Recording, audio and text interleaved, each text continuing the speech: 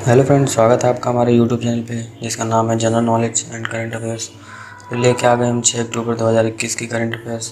तो चलिए शुरू करते हैं। हेडलाइंस को देखते हैं पहले। राष्ट्रीय वन्यजीव सप्ताह 2 से 8 अक्टूबर के बीच मनाया गया। राष्ट्रीय वन्यजीव सप्ताह 2021 की थीम रखी गई है forest and livelihoods sustaining people and planet. Maharashtra में सफ़ेद प्याज को जीआई टैग दिया गया है। और नोखोली में गांधी संग्रहालय का उद्घाटन किया है। ये कहाँ पे है? बांग्लादेश में है। और 2 अक्टूबर को लाल बहादुर शास्त्री की कौन सी जयंती मनाई गई? तो 118वीं जयंती मनाई गई है। आगे देखते हैं, किस राज्य के चिन्नौर के चावल को जीआई टैग मिला है? तो मध्य प्रदेश के राज्य को। आयुध निर्देशालय के पहले महानिदेशक ER शेख को बनाया गया है। लॉन्च पुस्तक a taste of the Liverpool way recipe for success Mona Nemer ने लिखी है। वर्ष 2022 की 56वीं राष्ट्रीय क्रॉस कंट्री चैंपियनशिप की मेजबानी कौन सा राज्य करेगा? तो आंसर होगा नागालैंड। आगे देखते हैं,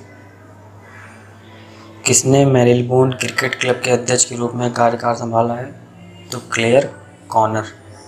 भारतीय वायुसेना के उप प्रमुख संदीप सिंह को बनाया गया है। वेटलैंड्स ऑफ इंडिया नामक पोर्टल भूपेंद्र यादव ने लॉन्च किया है।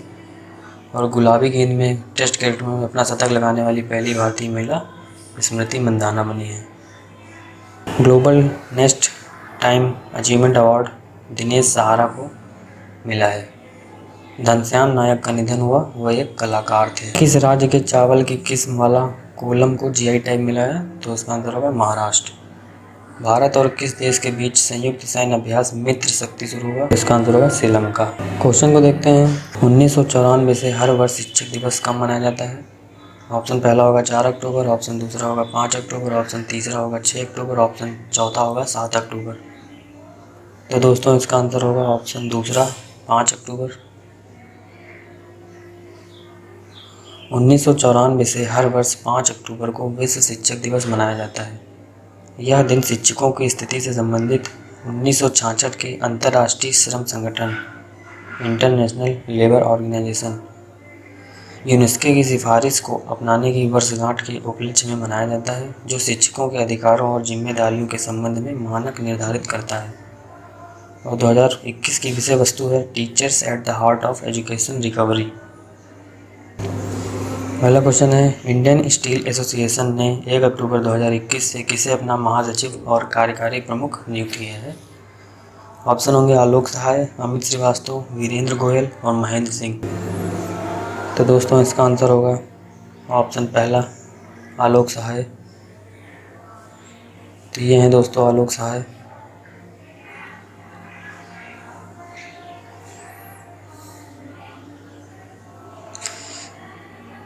इंडियन स्टील एसोसिएशन ISA ने 1 अक्टूबर 2021 से आलोक सहाय को अपना नया महासचिव और कार्यकारी प्रमुख नियुक्त किया है। वह steel authority of India limited के पूर्व कार्यकारी निदेशक हैं। उन्होंने भास्कर चटर्जी से पदभार ग्रहण किया है। सहाय ने 2018 में पेरिस में आयोजित global forum on steel access capacity GFSSEC में भारत का प्रतिनिधित्व किया है। इंडियन स्टील एसोसिएशन ISA की स्थापना 2014 में हुई थी।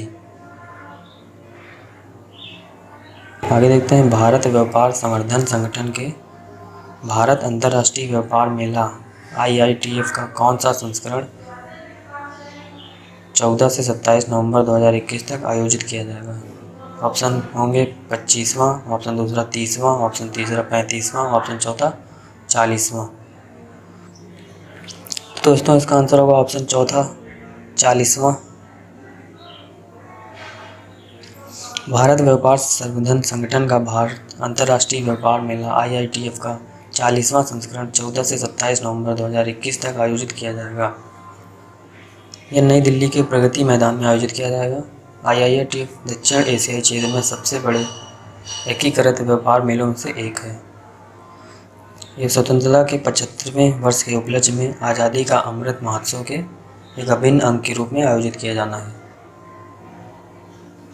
अगला क्वेश्चन है, अक्टूबर 2021 में निम्नलिखित में से किस अंतरिक्ष यान ने बुध की अपनी पहली छवियों को वापस भेजा है? ऑप्शन पहला होगा बेबी कोलंबो, ऑप्शन दूसरा रोसेटा, ऑप्शन तीसरा समूह, ऑप्शन चौथा यूक्लिड।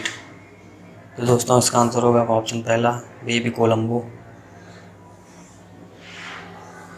यूरोपीय जापानी बेबी कोलंबो अंतरिक्ष यान ने बुध की अपनी पहली छवियां भेजी हैं। कैप्चर की गई छवि उत्तरी गोलार्ध और बुध की विशिष्ट पाक चिन्हित विशेषताओं को दर्शाती हैं।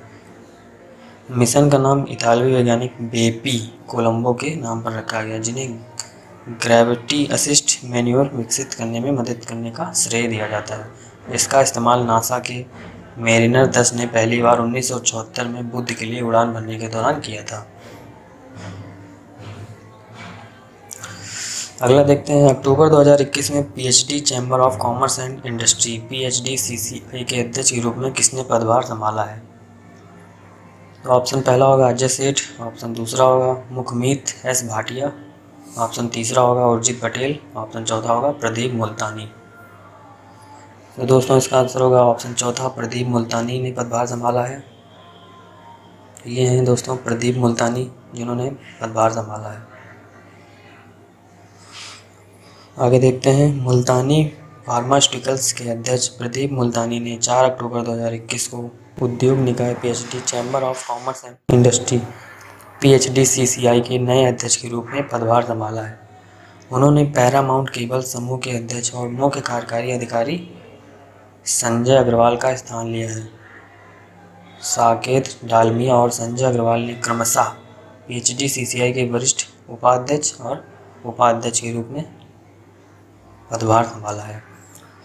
PhD chamber of commerce and industry 1905 में स्थापित किया गया था। इसका कार्य है नई पूंजी और ऋण जुटाने के लिए MSME को सुविधा प्रदान करना है, सरकारी खरीद संचालन और सरकारी निविदाओं के बारे में जानकारी प्रदान करना है और प्रौद्योगिकी बैंक उपयुक्त प्रौद्योगिकी के बारे में जानकारी प्रदान करना है। अगला क्वेश्चन देखते हैं, अक्टूबर 2021 में उत्तर प्रदेश सरकार ने मनरेगा श्रमिकों के मानदेय में कितनी राशि की वृद्धि की है? ऑप्शन पहला होगा 8,000 रुपये, ऑप्शन दूसरा होगा 10,000 रुपये, ऑप्शन तीसरा होगा 12,500 रुपये, ऑप्शन चौथा होगा 15,000 रुपये। तो दोस्तों इसका आंसर होगा ऑप्शन दूसरा 10,000 रुपये की वृद्धि हुई है। उत्तर प्रदेश सरकार ने अक्टूबर 2021 में राज्य में मनरेगा श्रमिकों के मानदेय में वृद्धि की घोषणा की है। मुख्यमंत्री ने श्रमिकों के लिए मानव संसाधन नीति की भी घोषणा की है। मानदेय अब मनरेगा ग्राम रोजगारों को 10,000 रुपये, कंप्यूटर ऑपरेटरों को 15,156 रुपये और अतिरिक्त कार्यक्रम अधिकारी को 34,140 रुपये और तकनीकी सहायकों को 15,656 रुपये देगी। मनरेगा का देख लेते हैं। इसका पूर्ण रूप राष्ट्रीय ग्रामीण रोजगार गारंटी अधिनियम है। 2 अक्टूबर 2009 को राष्ट्रीय ग्रामीण रोजगार गारंटी अधिनियम 2005 में एक संशोधन किया गया, जिससे इसका नाम हो गया नरेगा से बढ़कर मनरेगा कर दिया गया। इसका मंत्रालय है ग्रामीण विकास मंत्रालय। आगे देखते हैं, अक्टूबर 2021 में अमृतंजन हेल्थ केयर के ब्रांड एम्बेसडर के रूप में किसे नियुक्त किया गया है? ऑप्शन पहला होगा विराट कोहली और हार्दिक पांड्या, ऑप्शन दूसरा होगा बजरंग पुनिया और मीराबाई चानू, ऑप्शन तीसरा होगा नीरज चोपड़ा और साक्षी मलिक, ऑप्शन चौथा होगा रवि दहिया और मीराबाई चानू। तो दोस्तों इसका आंसर होगा ऑप्शन 2 बजरंग पुनिया और मीराबाई चानू। तो जैसा कि आप लोग जानते हैं, ये हैं बजरंग पुनिया और ये हैं मीराबाई चानू। मीराबाई चानू और बजरंग पुनिया कंपनी के उन्नत शरीर दर्द प्रबंधन उत्पादों के पोर्टफोलियो का समर्थन करेंगे। मीराबाई चानू टोक्यो ओलंपिक 2020 में भारोत्तोलन में रजत पदक विजेता हैं और पुनिया टोक्यो ओलंपिक 2020 में कुश्ती में कांस्य पदक विजेता है। अगला क्वेश्चन देखते हैं, अक्टूबर 2021 में भारतीय भारोत्तोलन महासंघ के अध्यक्ष के रूप में किसे चुना गया है? तो ऑप्शन पहला होगा मीराबाई चानू, ऑप्शन दूसरा होगा आनंद गौड़े, ऑप्शन तीसरा होगा सहदेव यादव, ऑप्शन चौथा होगा नरेश शर्मा। तो दोस्तों इसका आंसर होगा ऑप्शन तीसरा, नरेंद्र यादव को भारोत्तोलन महासंघ के अध्यक्ष के रूप में चुना गया है। वयोवृद्ध खेल प्रशासक सहदेव यादव को 4 अक्टूबर 2021 को सर्वसम्मति से 4 वर्ष के कार्यकाल के लिए भारतीय भारोत्तोलन महासंघ IWF इंडियन रेसलिंग फेडरेशन के अध्यक्ष के रूप में चुना गया था। आनंद गौड़े को महासचिव और नरेश शर्मा को IWF के कोषाध्यक्ष के रूप में चुना गया। IWF भारत में भारोत्तोलन के खेल की देखरेख करने वाला राष्ट्रीय शासी निकाय है। भारतीय भारोत्तोलन संघ 1935 में स्थापित किया गया। इसका मुख्यालय नई दिल्ली में है। अगला क्वेश्चन देखते हैं, अक्टूबर 2021 में किस राज्य सरकार ने SC OBC विकास के लिए धन को मंजूरी दी है? ऑप्शन पहला होगा उत्तर प्रदेश, ऑप्शन दूसरा होगा बिहार, ऑप्शन तीसरा होगा हरियाणा, ऑप्शन चौथा होगा राजस्थान। तो दोस्तों इसका आंसर होगा ऑप्शन चौथा, राजस्थान ने दी है। राजस्थान सरकार ने राज्य में अनुसूचित जाति विकास कोष और अन्य पिछड़ा वर्ग OBC विकास कोष के गठन को मंजूरी दे दी है। इस राशि का उपयोग अनुसूचित जाति और अन्य पिछड़ा वर्ग के छात्रों के लिए बनाए गए आवासीय विद्यालयों के आधुनिकीकरण के लिए किया जाएगा। इसमें युवाओं को रोजगार बनाने के उद्देश्य से उपकरण खरीदने के लिए प्रति व्यक्ति 5,000 रुपये महीना की सहायता मिलेगी। अगला क्वेश्चन है, अक्टूबर 2021 में महिलाओं की 25 मीटर एयर पिस्टल स्पर्धा में किसने स्वर्ण पदक जीता है? ऑप्शन पहला होगा मनु भाकर, ऑप्शन दूसरा होगा हिना सिद्ध, ऑप्शन तीसरा होगा राही सरनोबत, ऑप्शन चौथा होगा नामिया कपूर। तो दोस्तों इसका आंसर होगा ऑप्शन चौथा, नामिया कपूर ने स्वर्ण पदक जीता है। दिए हैं दोस्तों नामिया कपूर। भारत की शूटर नामिया कपूर ने 4 अक्टूबर 2021 को पेरू के लीमा में ISSF जूनियर वर्ल्ड चैंपियनशिप की महिलाओं की 25 मीटर एयर पिस्टल स्पर्धा में स्वर्ण पदक जीता है। नामिया कपूर फाइनल में 36 अंकों के साथ 33 अंकों वाली फ्रांस की कैमिली जेदरेजुस्की और 31 अंकों वाली मनु भाकर से आगे रही और शीर्ष पुरस्कार हासिल किया। भारत कुल 16 पदकों में 7 स्वर्ण और 4 रजत और 3 कांस्य पदकों के साथ सबसे आगे चल रहा है। ISSF के बारे में जानकारी है कि इसका मुख्यालय म्यूनिख जर्मनी में है और इसकी स्थापना 1907 में हुई थी। अगला क्वेश्चन है, किस दिन को गंगा नदी डॉल्फिन दिवस के रूप में मनाया जाता है? ऑप्शन पहला होगा 4 अक्टूबर, ऑप्शन दूसरा होगा 15 अक्टूबर, ऑप्शन तीसरा होगा 5 अक्टूबर और ऑप्शन चौथा होगा 22 अक्टूबर। तो दोस्तों इसका आंसर होगा ऑप्शन तीसरा, 5 अक्टूबर को मनाया जाता है गंगा नदी डॉल्फिन दिवस। गंगा नदी डॉल्फिन दिवस भारत में हर साल 5 अक्टूबर को मनाया जाता है। 2009 में इसी दिन गंगा नदी की डॉल्फिन को औपचारिक रूप से राष्ट्रीय जलीय पशु के रूप में अपनाया गया था। गंगा नदी की डॉल्फिन या प्लैटिनिस्टा गैंगेटिका, जिसे आमतौर पर सूंस के रूप में जाना जाता है, भारतीय उपमहाद्वीप की स्थानिक डॉल्फिन है। यह भारत और बांग्लादेश की गंगा, ब्रह्मपुत्र, मेघना और कर्णफुली सांगो नदी प्रणालियों में पाई जाती है। क्वेश्चन फॉर यू में देखते हैं, भारतीय राजनीति के इतिहास में 81 वर्ष की आयु में प्रधानमंत्री का पद संभालने वाले सबसे उम्रदराज व्यक्ति कौन है? ऑप्शन ए है Lal Bahadur Shastri, option B Chaudhary Charan Singh, option C Inder Kumar Gujral, option D Morarji Desai.